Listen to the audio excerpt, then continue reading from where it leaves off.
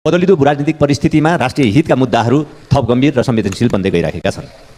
तर सरकार यी सबै विषयहरूप्रतिलाई व्यवस्था गरिराखेको छ र बेखबर जस्तै देखिन थालिराखेको छ। सभामुख महोदय, राज्यका महत्त्वपूर्ण अङ्ग र निकायहरूलाई आफ्नो नियन्त्रणमा लिएर सरकार सत्तावादको अभ्यास गर्न उद्यत भइराखेको छ। सरकार उसो त स्वार्थ समूहहरूको पृष्ठपोषण र बैशाखीमा निर्मित भएको कारणले स्वार्थ समूहहरूको बिचौलियाहरूको हित रक्षाको निम्ति आफूलाई समर्पित गर्नु सरकारको नियत र नीति बनिरहेको छ।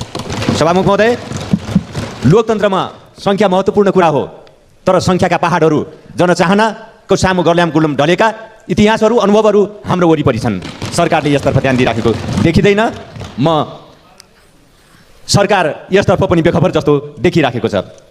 सभामुख महोदय, यति बेला सरकारले 2/3 सामर्थ्य एक राष्ट्र सेवकको मानमर्दन गर्न, अपमानित गर्न र एउटा निश्चित सार्वजनिक संस्थालाई तेजोवध गर्नको लागि आफ्नो सामर्थ्य प्रदर्शन गरिराखेको छ।